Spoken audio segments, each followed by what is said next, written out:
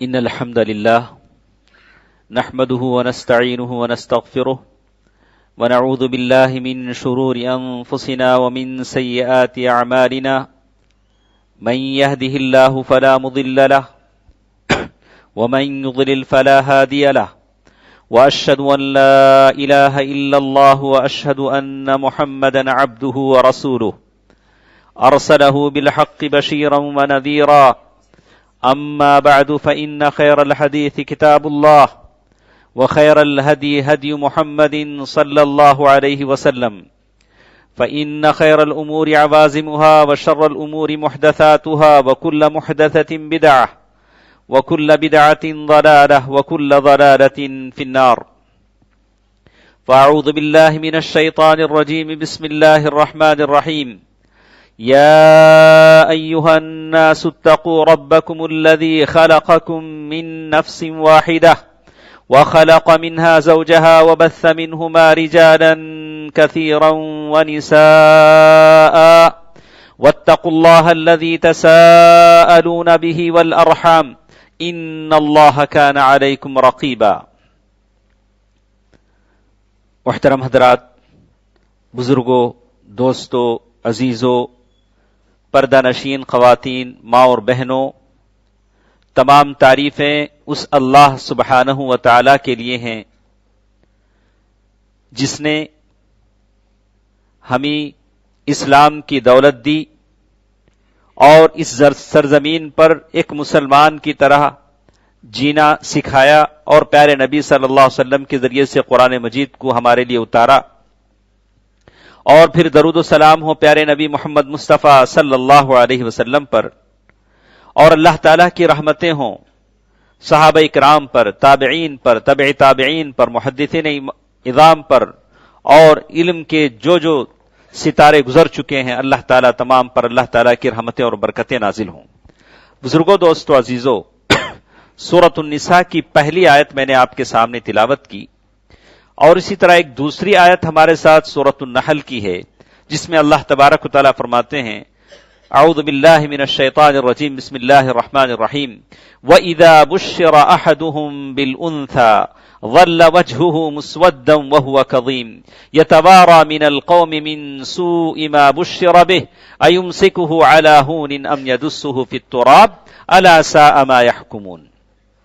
آج کے ہمارے اس خطبے میں یہ دو آیتیں ہمارے پیش نظر ہیں جس میں اللہ تبارک و تعالیٰ نے ہمارے ساتھ جینے والی صنف نازک جس کو عورت کا نام دیا گیا، اور جو انسان کے تعلق سے کہا النساء شقائق الرجال، یہ عورتیں جن کے بارے میں کہا کہ وہ مرد کا آدھا دین مکمل کرتی ہیں، وتلدین النصف، اور پھر آدھے وہ ایسے لوگ جو کہتے ہیں کہا کہ عورت جس کے ذریعے سے آدمی مکمل ہوتا ہے، بھلے آدمی کتنا ہی پڑھا ہوا کیوں نہ ہو، بغیر شادی شدہ ہو تو معاشرے میں اس کی حقیقت نہیں ہوتی، لیکن عورت جس کا رتبہ اللہ تعالیٰ نے قرآن مجید میں جگہ جگہ بیان کیا اور عورتوں کے حقوق بتائے. اور اس موضوع کے تعلق سے اس لیے کہنا پڑتا ہے کہ آج ہمارے اس اسٹیٹ میں ہم دیکھیں گے کہ جتنے شریعت کے مطابق فیصلے ہوتے تھے مساجد میں، اس پر پابندی لگائی گئی صرف اس وجہ سے، اس شبہ پر کہ عورتوں پر ظلم ہو رہا ہے، عورتوں پر ظلم ہو رہا ہے. تو کیا واقعی بہت ساری ایسی چیزیں جو لوگ موبائل میں دیکھتے ہیں، ایس ایم ایس میں پڑھتے ہیں، واٹس ایپ میں پڑھتے ہیں، اور وہ سمجھتے ہیں کہ کیا واقعی اسلام عورتوں کو وہ حقوق ادا نہیں کرتا جس کی وجہ سے وہ اپنے ہونے والے ظلم کا رونا روتی ہیں؟ کیا یہ سچ ہے؟ تو جب ہم دیکھتے ہیں کہ اللہ تعالیٰ نے، اسلام نے عورتوں کو اس زمانے میں وہ حقوق دیے جب یہ لوگ بیٹھے فیصلہ کر رہے تھے، سوچ رہے تھے کہ عورت بھی انسان ہے کہ نہیں ہے، عورت انسان ہے نہیں ہے. کوئی کہتا کہ سانپ ہے، بچھو ہے، زہریلی ہے، طرح طرح کے نام دیے. اس زمانے میں اللہ تعالیٰ نے، اسلام نے عورتوں کو حقوق دیے، کیسے حقوق دیے؟ قرآن نے کہا وَإِذَا الْمَوْءُودَةُ سُئِلَتْ، جس زمانے میں عورت بچیاں زندہ درگور ہوتی تھیں، زندہ دفن کر دی جاتی تھیں، اللہ کے رسول صلی اللہ علیہ وسلم نے ایسا اسلام لایا، عورت کو وہ مقام دیا، اتنا اوپر اٹھایا، اور یہاں تک کہ صحابہ کرام آتے ہیں، کہتے ہیں اللہ کے نبی صلی اللہ علیہ وسلم میں نے اپنے ہاتھوں سے 8 بچیوں کو زندہ دفن کیا۔ کیا عالم ہوگا؟ کہا کہ میں نے اپنے ہاتھوں سے 8 بچیوں کو زندہ دفن کیا۔ اللہ کے رسول صلی اللہ علیہ وسلم نے فرمایا کہ چلو ایسا کرو کہ اس کی جگہ 8 نوکر آزاد کرو۔ کہا کہ یہ ہو نہیں سکتا، تو کہا کہ 8 جانور ذبح کرو، اونٹ ذبح کرو۔ یعنی ایسے اور ان کو ایسے طور و طریقے بتلائے، عورت کا وہ مقام بتلایا۔ ہمارے پاس جتنا وقت ہے، اتنے سارے وقت میں یہ ناممکن ہے کہ پہلے ہم آپ کو عورت کا مقام بتائیں جو اسلام نے دیا۔ ہم اتنا مختصر کہیں گے کہ اس کی پیدائش سے لے کر مرنے تک کا حق اسلام نے دیا۔ پہلے اس کی پیدا ہوتے ہی زندہ درگور ہو جاتی تھی، یا پیدا ہونے سے پہلے مار دی جاتی تھی، جیسے آج کل کے زمانے میں ہوتا ہے۔ اللہ تعالیٰ نے کہا وَعَلَى الْمَوْلُودِ لَهُ رِزْقُهُنَّ وَكِسْوَتُهُنَّ، عورت کا مرتبہ بتایا گیا، اس کی فضیلت بتائی گئی، ماں کے روپ میں، بیٹی کے روپ میں، بچی کے روپ میں۔ ماں اگر ہوتی ہے تو کہا کہ اس کے قدموں کے نیچے جنت ہے، بیٹی ہوتی ہے تو کہا کہ جو 3 بیٹیوں کو پالے گا، 2 بیٹیوں کو پالے گا تو جنت میں میرے ساتھ ہوگا، 3 بیٹیوں کو پالے گا تو کن لہ سترا من النار، جہنم سے اس کے لیے آڑ بن جائیں گی۔ بیوی ہوتی ہے تو کہا من سعادت المرء، سب سے بہترین دنیا کی دولت وہ ہے جس کے پاس نیک بیوی ہو۔ اور الخالۃ بمنزلۃ الام، کسی کی خالہ ہو جاتی ہے تو کہا کہ ماں کے برابر ہے۔ اور کوئی صحابی نے پوچھا کہ اللہ کے نبی صلی اللہ علیہ وسلم میری حسن سلوک کا مستحق کون ہے؟ تو 3 مرتبہ کہا کہ امک امک امک، تیری ماں تیری ماں۔ اس سے بڑھ کر کیا ہو کہ عورت کے ہر روپ میں، چاہے وہ ماں بنے، بیٹی بنے، بیوی بنے، ہر روپ میں بہن بنے، ہر روپ میں اللہ تعالیٰ نے اس کا مقام و مرتبہ بیان کیا۔ آپ دیکھیں گے، اسی لیے علماء لکھتے ہیں کہ قرآن جو ہم تک پہنچا ہے، حضرت عمر فاروق رضی اللہ تعالیٰ عنہ نے وہ ایک اکیلا قرآن کا نسخہ، ایک قرآن کی کاپی جو حضرت عمر رضی اللہ تعالیٰ عنہ کے پاس تھی، وہ قرآن کی کاپی محفوظ امانت ہاتھوں میں رکھی تو وہ حفصہ رضی اللہ تعالیٰ عنہ کے ہاتھوں میں۔ قرآن محفوظ جانا تو وہ بھی ایک عورت کے ہاتھ میں، حفصہ رضی اللہ تعالیٰ عنہ کے ہاتھ میں امانت رکھ دی کہ دیکھو یہ قرآن کی کاپی تمہارے ہاتھوں میں امانت ہے۔ اور اس سے بڑھ کر کیا ہو کہ وہ انتقال بھی ہو جاتی ہے عورت تو دیکھتے ہیں کہ امام جہاں کھڑا ہوتا ہے بالکل اس کے سینے کی طرف تاکہ اسے ستر ہو۔ کہا کہ جب وہ انتقال بھی ہوتی ہے تو مرد سے زیادہ اسے کفن دیا جاتا ہے۔ اسلام کا یہ پیغام ہے کہ پیدائش سے لے کر، حمل سے لے کر موت تک عورت کو وہ احترام کا درجہ دیا گیا کہ مرنے کے بعد بھی اسے کفن بڑھا کر دیا گیا تاکہ عورت کے مقام کا لحاظ رکھا جائے۔ تو ایسی عورت کے تعلق سے یہ لوگ یہ کہتے ہیں کہ اسلام عورت پر ظلم کرتا ہے۔ کہاں کرتا ہے؟ کیسے ظلم ہوتا ہے؟ ہم تو جانیں، یہ تو چاہتے ہیں کہ عورت بالکل ننگی ہو جائے، جیسے ان کے ہاں عورتیں ننگی گھومتی ہیں اور جیسے جگہ جگہ کام کرتی ہیں، غیروں کے لیے مسکراتی ہیں۔ ہمارے لیے کہا گیا کہ عورت اپنے شوہر کے لیے مسکرائے، عورت اپنے شوہر کے لیے مسکرائے، اور طور و طریقے بتائے گئے، اور جگہ جگہ کہا استوصوا بالنساء خیرا، عورتوں کے ساتھ حسن سلوک کرو۔ اس کے مختلف حقوق دیے گئے، ہم آپ کو بتائیں گے کیسے کیسے پیارے حقوق دیے گئے، اور کہا وعاشروہن بالمعروف، عورتوں کے ساتھ حسن سلوک کرو، بات چیت میں اچھی طرح بات کرو، اس کا حق اسے ادا کرو۔ اور یہاں تک کہا کہ ایک عورت کی ادا اللہ تعالیٰ کو اتنی پسند آئی، صفا اور مروہ کے بیچ میں سارے مردوں کو دوڑایا۔ اس ایک عورت نے صفا اور مروہ کی سعی کی تھی، قیامت تک جتنے مرد آئیں گے سارے کے سارے سعی کریں گے، اس ایک عورت کی ادا ہے۔ ایسا کوئی مذہب ہے، ایسا کوئی فکرہ ہے، ایسا کوئی نظریہ ہے، ایسا کوئی دین ہے جس میں عورتوں کے اتنے حقوق اور اتنے احترام ہوں؟ اور جہاں تک وراثت، یہ اور بات ہے کہ مسلمان حقوق نہیں دیتے ہیں تو اس کا ذمہ دار اسلام نہیں۔ ہم میں سے کتنے ایسے ہیں جو اپنے بہنوں کا حق مارتے ہیں، وراثت میں اپنے بہنوں کا حق مارتے ہیں، کہتے ہیں کہ ہم نے بڑا خرچ کیا تمہاری شادی میں، اب باپ کی وراثت میں تمہارا حصہ نہیں ہے۔ اللہ کے رسول صلی اللہ علیہ وسلم کا زمانہ ہے، سعد بن ربیع کی بیوی سعد بن ربیع کی بیٹیوں کو لے کر آتی ہیں، کہتی ہیں اللہ کے نبی صلی اللہ علیہ وسلم یہ دونوں سعد بن ربیع کی بیٹیاں ہیں اور ان کا حق ان کا چچا مار رہا ہے، جائیداد میں حصہ نہیں دے رہا ہے۔ اللہ کے رسول صاحب فرمایا کہ اس یتیم کا حق ان دو بچوں کو دیا جائے۔ تو اگر مسلمان اپنے بہنوں پر ظلم کرتے ہیں، جائیداد سے محروم کرتے ہیں، تو کوئی مذہب اور ایسا نہیں ہے جو عورتوں کو جائیداد دیتا ہو اور وراثت میں حق دیتا ہو سوائے اسلام کے۔ یہ ایک حقیقت ہے جس سے لوگ اندھے ہیں، سمجھتے نہیں ہیں۔ ہم آپ کو کیا کیا بتائیں، یہاں تک کہ کہا کہ کوئی باپ اپنی بچی کی زبردستی شادی نہ کرے، اس کی اجازت لے۔ خنسا بن خضام رضی اللہ تعالی عنہ ایک صحابیہ ہیں، اللہ کے رسول صلی اللہ علیہ وسلم کے پاس آتی، کہتی ہیں اللہ کے نبی صلی اللہ علیہ وسلم میرے باپ نے میری زبردستی شادی کروا دی۔ اللہ کے رسول صلی اللہ علیہ وسلم نے فرد نکاح، اس نکاح کو رد کر دیا، کینسل کر دیا، بولا کہ نہیں، باپ بچی کی مرضی کے بغیر اس کا نکاح نہیں ہوگا۔ کتنے لوگ ہیں دیکھتے ہیں، بھلے بچی موحدہ ہے، توحید پرست ہے اور نیک ہے، لیکن صرف اچھی نوکری کے خاطر، اچھے خاندان کے خاطر، بھلے مشرکانہ عقائد رکھتے ہوں، بچی کی شادی کر دیتے ہیں، بھلے بچی اس سے ناراض ہو۔ اللہ کے رسول صلی اللہ علیہ وسلم نے اس نکاح کو رد کر دیا۔ اگر کوئی ایسا دین ہے جہاں عورت کی شادی کے بعد بھی اسے خلا کا حق دیا گیا ہو، ثابت بن قیس رضی اللہ تعالی عنہ کی بیوی اللہ کے رسول صلی اللہ علیہ وسلم کے پاس آتی ہے، کہتی ہے اے اللہ کے نبی صلی اللہ علیہ وسلم میرا نکاح ثابت سے ہوا، اور وہ ثابت وہ ہیں خطیب الانصار، انصار کے خطیب مانے جاتے ہیں، اور بعض روایتوں سے آیا ہے کہ انہیں جنت کی بشارت بھی دی گئی ہے، اللہ عالم۔ کہتے ہیں کہ خطیب الانصار جن کا لقب تھا، بس انہوں نے کہا کہ ان کے دین میں کوئی کمی نہیں ہے، اخلاق بھی اچھے ہیں، لیکن بنا کیا بات ہے، کہا کہ میں ان کی ناشکری پسند نہیں کرتی، دیکھنے میں سورہ دمیمہ یعنی دیکھنے میں تھوڑے یہ تھے، کہا کہ میں چاہتی ہوں کہ ان سے میں الگ ہو جاؤں۔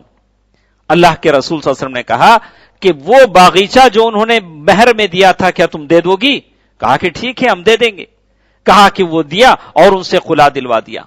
یعنی عورت کو یہ حق دیا گیا، کبھی بھی اگر کوئی واقعی عذر ہے، جیسے بہت سارے ہیں، کسی کہا کہ اگر کوئی اپنی بیوی سے نہ ملنے کی قسم کھا لے اور بیوی کا جو حق ہے وہ حق ادا نہیں کرتا ہے، کھانے کپڑے کا خرچ تو ادا کرتا ہے لیکن جسمانی جو تعلق ہے اس کا تعلق ادا نہیں کرتا ہے، تو 4 مہینے اسے وقت دیے گئے ہیں کہ اگر اس کے پاس کوئی بیماری نہ ہو، عذر نہ ہو، تو 4 مہینے اس کے پاس وقت ہے، وہ اپنی بیوی سے اپنا تعلق ختم کر لے، یا تو بیوی کو حق دیا جائے گا کہ وہ کسی اور کی نکاح میں چلی جائے، اس سے خلا لے لے۔ یہ حقوق ہیں جو عورتوں کو دیے گئے، اس کے مالی حقوق دیے گئے، اور حق التعبیر، عورت کو ایسا حق دیا گیا کہ وہ اپنی بات پوری کر سکتی ہے۔ آپ جانتے ہیں کہ یہ تو عام عورتوں کی بات تھی، اسلام میں آپ دیکھیں گے کہ ایک بریرہ یا بریرہ ایک نوکرانی ہے، اسلام میں ایک نوکرانی ہے، اور وہ کسی کے ہاں نوکرانی ہے، اور اس نوکرانی سے اس نے مکاتبت کر لی کہ اتنے پیسے ہم دے دیں گے، ہم آپ سے آزاد ہو جائیں گے۔ تو انہوں نے کہا ٹھیک ہے، لیکن پیسے دینے کے لیے بریرہ کے پاس نہیں تھے۔ ماں عائشہ رضی اللہ تعالی عنہا کے پاس آئیں، کہا کہ میں نے ایک سے مکاتبت کر لی اور میرے پاس پیسے نہیں ہیں۔ حضرت عائشہ رضی اللہ تعالی عنہا نے ان کی مدد کی، حضرت عائشہ رضی اللہ تعالی عنہا نے پیسے ادا کیے، اور حضرت عائشہ رضی اللہ تعالی عنہا نے پھر خرید کر ان کو آزاد کر دیا۔ اور جب آزاد ہوئی بریرہ، تو ان کے جو شوہر ہیں مغیث، وہ نوکر ہیں۔ اب انہوں نے کہا کہ میں اس نوکر کی زوجیت میں نہیں رہنا چاہتی، میں اس غلام کی بیوی بن کر رہنا نہیں چاہتی۔ تو کہتے ہیں کہ کہا کہ میں تم سے آزاد ہونا چاہتی ہوں۔ کہا کہ سامنے بریرہ جاتی اور پیچھے مغیث روتے روتے جاتے کہ اے بریرہ دیکھو ہمارے بچے ہیں، تم مجھ سے الگ ہو جاؤ گی تو بچے ہمارے کیا ہو جائیں گے؟ تو اللہ کے رسول صلی اللہ علیہ وسلم کہتے دیکھو کتنا پیار ہے، اس کو کہتے ہیں حقیقی محبت۔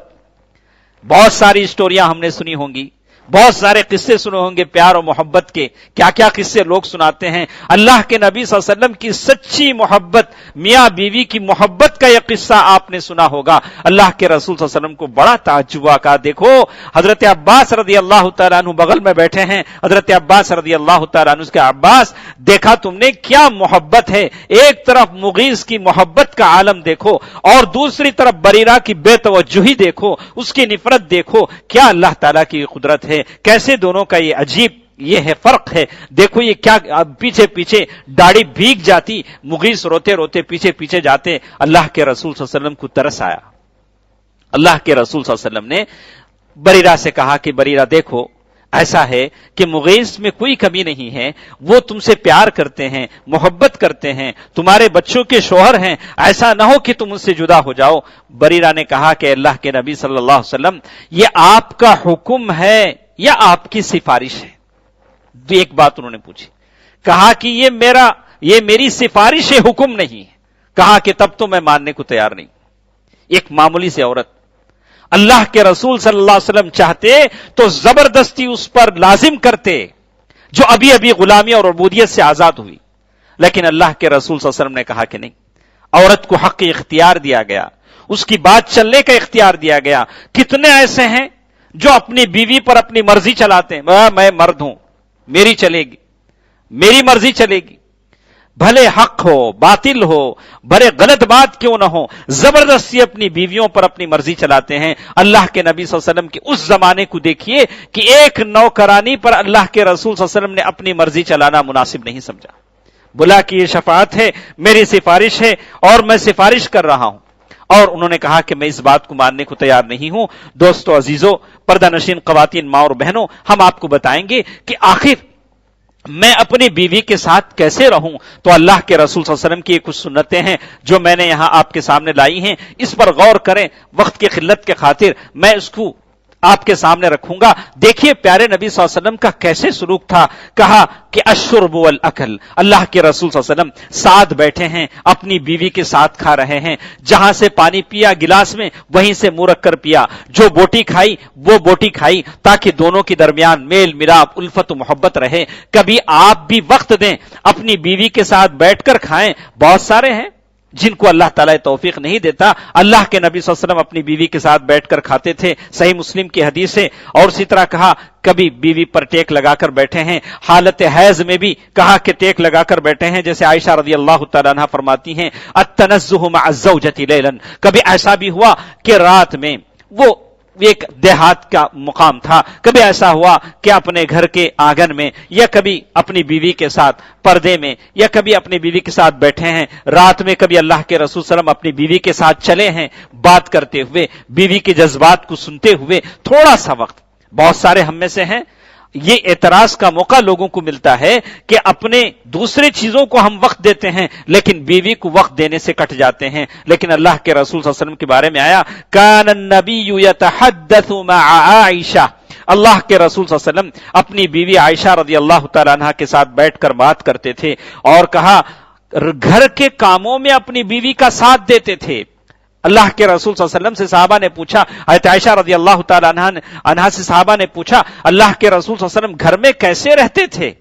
تو عائشہ رضی اللہ تعالیٰ عنہا نے کہا فی محنت اہلی، ارے اللہ کے رسول صلی اللہ علیہ وسلم پانی کا پھٹا ڈول سی لیتے، کبھی جوتے سی لیتے، کپڑے پہ پیوند لگا لیتے۔ اللہ کے رسول صلی اللہ علیہ وسلم کی وہ ذات جن کے وقت میں اللہ تعالیٰ نے برکت دی تھی، کیسے کیسے وفود ملنے آتے تھے، جنگی پلان بنانے ہوتے تھے، صحابہ کرام کو جنگوں پر بھیجنا ہوتا تھا، اور لوگوں کے قضیے فیصلے سنانے ہوتے تھے، اور حدود کا کام ہوتا تھا۔ اتنے سارے مصروف پیارے نبی صلی اللہ علیہ وسلم کی ذات کے بارے میں بتاتے ہیں کہ گھر میں پیوند بھی لگاتے تھے۔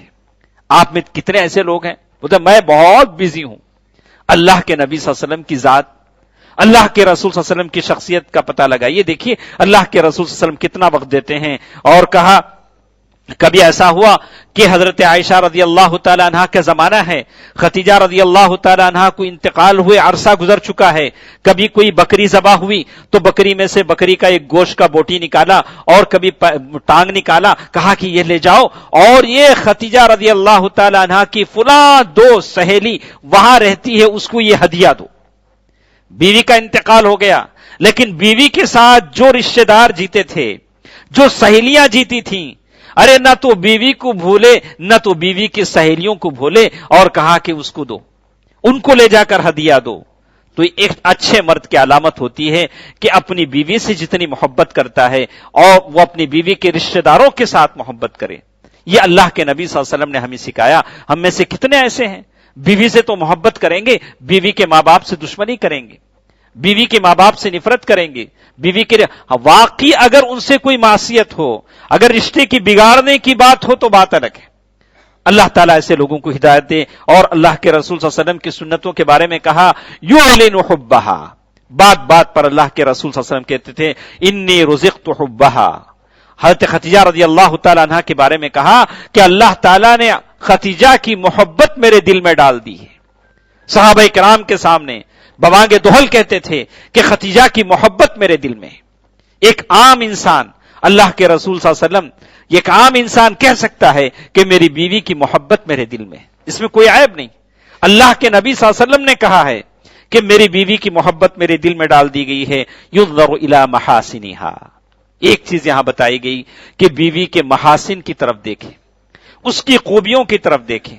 اس کے اندر کچھ خامیاں ہو سکتی ہیں، خلقت المرأة من ضلع، کہا کہ بیوی کے اندر کچھ خامیاں ہو سکتی ہیں، کہا کہ خامیوں سے ہٹ کر، عیبوں سے ہٹ کر آدمی اس کی خوبیوں کی طرف دیکھے اور اس کی خامیوں کو درگزر کرے اور اسے برداشت بھی کرے۔ اللہ کے رسول صلی اللہ علیہ وسلم نے برداشت کیا، اللہ کے رسول صلی اللہ علیہ وسلم نے برداشت کیا۔ اللہ کے رسول صلی اللہ علیہ وسلم ایک بیوی کے ہاں ہیں، دوسری بیوی سالن بھیجتی ہے اور اس بیوی کو غیرت آتی ہے اور فوراً اس سالن کے برتن کو ہاتھ مارتی ہیں اور نیچے گر کر برتن ٹوٹ جاتا ہے۔ دوسرے بہت سارے لوگ بھی ہیں، اللہ کے رسول صلی اللہ علیہ وسلم ایک ہی لفظ کہتے ہیں غارت امکم، غارت امکم، لوگوں کوئی بات نہیں ہے، تمہاری ماں کو غیرت آ گئی اس لیے انہوں نے مار کر پلیٹ نیچے گرا دیا۔ اپنے ہاتھوں سے نیچے جھکے، سالن اٹھایا، ٹوٹا پلیٹ اٹھایا اور اس نوکر کے ہاتھ میں گھر کا اچھا پلیٹ دیا، بولا کہ اس کو لے جاؤ، تمہاری ماں نے غیرت سے توڑ دیا ہے۔ اللہ اکبر، کیا اللہ کے رسول صلی اللہ علیہ وسلم کی شان ہے، کیسی بیوی کے ساتھ کیسا سلوک ہے۔ آپ تعجب کریں گے، ماں صفیہ رضی اللہ تعالی عنہ اونٹنی پر بیٹھنا چاہتی ہیں، اللہ کے رسول صلی اللہ علیہ وسلم نیچے بیٹھے ہیں، اپنا گھٹنا دیا، گھٹنے پر صفیہ رضی اللہ تعالی عنہ نے اپنا پیر رکھا اور اونٹنی پر چڑھی۔ سارے جرنیل کرنیل سارے فوجی دیکھ رہے ہیں اور وہ جنگ خیبر کا موقع ہے، سارے لوگ دیکھ رہے ہیں، کوئی عیب کی بات نہیں۔ ارے میں کیسے اپنا گھٹنا رکھوں، میری بیوی میرے گھٹنے پر پیر رکھے اونٹنی پر چڑھے؟ ارے آپ کون ہو سکتے ہیں؟ یہ تو اللہ کے نبی صلی اللہ علیہ وسلم ہے، اللہ کے نبی صلی اللہ علیہ وسلم ہیں جو اپنی بیوی کے ساتھ ان کا ایسا سلوک ہے۔ کبھی ایسا بھی ہوا اونٹنی ایک بیوی صفیہ بنت حیی بن اخطب کو دی اور اونٹنی ذرا سست چل رہی ہے، وہ رو رہی ہیں، اللہ کے رسول صلی اللہ علیہ وسلم اترے، وہ چاہا کہ صفیہ کیا بات ہے، اپنے آنکھوں سے آنسو پونچھ رہے ہیں اور سارے لوگ دیکھ رہے ہیں، کوئی تعجب کی بات نہیں۔ کیا پیارا سلوک اللہ کے رسول صلی اللہ علیہ وسلم کے اپنی بیوی کے ساتھ تھا۔ اگر اس طریقے کو ہم اپنا لیں، اپنی بیویوں کو ایسے حقوق دینے سیکھیں تو شاید دنیا ہمارے خلاف زبان نہ کھولے، اور یہ ہوتا بھی ہے۔ اور یہ لوگ یہ چاہتے ہیں، جیسے فرعون نے کہا انی اخاف ان یبدل دینکم ان یظہر فی الارض الفساد، فرعون زمین میں فساد کرتا تھا، یہ لوگ زمین میں فساد کرتے ہیں اور ہم کو کہتے ہیں کہ ہم مسلمان ہیں، اپنی بیویوں کو حق نہیں دیتے ہیں۔ فرعون کیا کہتا تھا اس زمانے میں؟ ارے کہیں ایسا نہ ہو کہ موسیٰ اور اس کے لوگ زمین میں فساد برپا نہ کر دیں، یہ فسادی تھا۔ اور لوط علیہ السلام کے لوگوں نے کہا اخرجوا آل لوط من قریتکم انہم اناس یطہرون، ارے لوط علیہ السلام کے لوگ بڑے پاکیزہ بنتے ہیں، ان کو بستی سے نکال دو، وہ لوگ غلط تھے۔ آج ہمارے ساتھ یہی ہوتا ہے، مسلمانوں کے علاوہ جو قومیں ہیں وہ غلط ہیں، وہ فحش، عریانیت، زنا، بیماریاں اور حرام کی اولاد ان کی طرف سے ہوتی ہے، اور مسلمانوں کی حقوق پر وہ آواز اٹھاتے ہیں کہ مسلمان عورتوں پر ظلم کرتے ہیں۔ ظلم کرنے کا مطلب، ان کا مطلب یہ ہوتا ہے کہ ہماری عورتیں بھی ویسے ہی ننگی ہو جائیں جیسے ان کی عورتیں ننگی گھومتی ہیں، لیکن اسلام نے عورتوں کو ایسا نہیں کہا۔ کہا وقرن فی بیوتکن ولا تبرجن تبرج الجاہلیۃ الاولی۔ اللہ کے رسول صلی اللہ علیہ وسلم کے بارے میں ہم دیکھتے ہیں تو کہا کہ اللہ کے رسول صلی اللہ علیہ وسلم کی ایک بات میں اپنے تمام نوجوانوں سے کہہ دوں، ساتھ ساتھ کہا لا ينشر خصوصیتہا، اللہ کے رسول صلی اللہ علیہ وسلم گھر کی جو باتیں ہوتی تھیں، بیوی کے ساتھ جو تعلقات ہوتے تھے، وہ باہر نہیں بولتے تھے، باہر نہیں بولتے تھے۔ اللہ کے رسول صلی اللہ علیہ وسلم نے یہ سب سے بدترین آدمی ہیں جو اپنی بیوی کے ساتھ تعلقات قائم کرتا ہے اور لوگوں کے ساتھ بولتا پھرتا ہے، کہا کہ بدترین آدمی ہیں۔ اور پھر ایک چیز کہا کہ التطیب فی کل حال، اللہ کے رسول صلی اللہ علیہ وسلم کہا کہ ہر حال میں صاف ستھرے خوشبو لگا کر پاک صاف رہتے تھے۔ کہا کہ حضرت عائشہ رضی اللہ تعالیٰ عنہ فرماتی ہیں احرام کی حالت میں دیکھتی تھی کہ اللہ کے رسول صلی اللہ علیہ وسلم کے مانگ میں خوشبو لگی ہوتی تھی، یعنی ہمیشہ۔ تو اس بات کا پیغام دیا گیا کہ آپ جیسے کوئی چاہتا ہے کہ میری بیوی بالکل اچھی رہے، خوبصورت رہے، پاک صاف رہے، ویسے مرد بھی پاک صاف رہے۔ اپنی وہ ہر عورت تو یہی چاہتی ہے کہ اس کا مرد بھی پاک صاف رہے، جیسے اللہ کے رسول صلی اللہ علیہ وسلم اسی بات کا لحاظ کرتے تھے۔ اعتکاف میں تھے، لیکن اعتکاف میں آپ کی کوئی بیوی آتی آپ کو کنگھی کرتی تھی، تیل لگاتی تھی اعتکاف کی حالت میں۔ ایسا بھی ہو سکتا ہے وہ باہر سے ہوتی تھی اور ایسے باہر اپنا سر کرتے تھے اور وہ اپنے اللہ کے رسول صلی اللہ علیہ وسلم کے سر میں تیل اور کنگھی لگاتی تھیں۔ دوستو عزیزو، ایسا بھی ہوتا ہے کہ عورت جب بیمار ہوتی تھی، اللہ کے رسول صلی اللہ علیہ وسلم کی سنت مبارکہ بتاتی ہے کہ اللہ کے رسول صلی اللہ علیہ وسلم رقیہ کرتے تھے۔ اللہ کے رسول صلی اللہ علیہ وسلم کی بیویاں فرماتی تھیں معوذات، قل اعوذ برب الناس، قل اعوذ برب الفلق پڑھ کر اللہ کے رسول صلی اللہ علیہ وسلم بیویوں پر دم کرتے تھے، بچوں پر دم کرتے تھے۔ ہم میں سے کتنے ایسے ہیں بیماری میں اپنی بیوی کا حق ادا کرتے ہیں اور زیادہ اس سے غم گساری اور زیادہ ہمدردی کا ثبوت دیتے ہیں۔ یہ پیارے نبی صلی اللہ علیہ وسلم کی چند سنتیں تھیں۔ اللہ تعالیٰ سے دعا ہے کہ اللہ تعالیٰ ان سنتوں پر ہمیں عمل کرنے کی توفیق دے۔ اللہ تعالیٰ نے، اللہ کے رسول صلی اللہ علیہ وسلم نے جو حقوق عورتوں کو دیے ہیں، اللہ تعالیٰ ان حقوق کو ادا کرنے کی ہمیں توفیق دے۔ اور اسی طرح ہم اللہ تعالیٰ سے دعا کرتے ہیں اے الہ العالمین ہم میں سے جو پریشان ہیں ان کی پریشانیوں کو دور فرما۔ اے الہ العالمین دنیا کے کونے کونے میں جو بھی مسلمان پریشان ہیں، خاص کر حلب میں، سیریا میں جو مسلمان بچے تڑپ رہے ہیں اور جو عورتیں تڑپ رہے ہیں، اے الہ العالمین تو ان کا مددگار بن جا، ناصر بن جا۔ اے اللہ کافروں کو ان کا صحیح حق دے۔ اے اللہ جو لوگ پریشان ہیں ان کی پریشانیوں کو دور فرما، جو قرضدار ہیں ان کے قرضداروں کو قرض کی ادائیگی کا ذریعہ فرما دے۔ اے الہ العالمین ہم میں جو بیمار ہیں انہیں شفا یابی عطا فرما، شفاء کلیہ عطا فرما۔ ہم تمام کے مرحومین کی جنت نصیب فرما، انہیں جنت الفردوس میں جگہ عطا فرما۔ آمین۔ صدق اللہ العلی العظیم ونفعنی وإیاکم بالآیات والذکر الحکیم انہ تعالی جواد ملک کریم بر رؤوف رحیم۔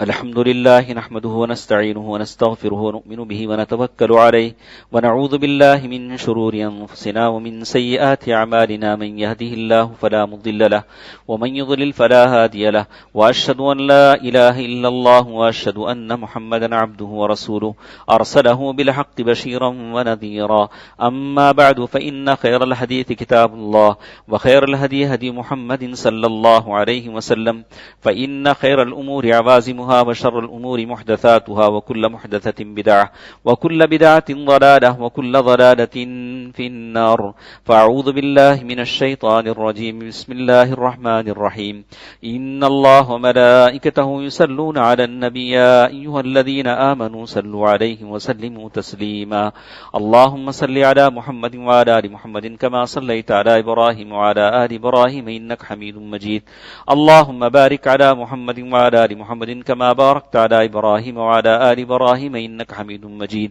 اذكروا الله يذكركم وادعوه يستجب لكم ولذكر الله تعالى وأولى وعز وجل وأتم وأهم وأكبر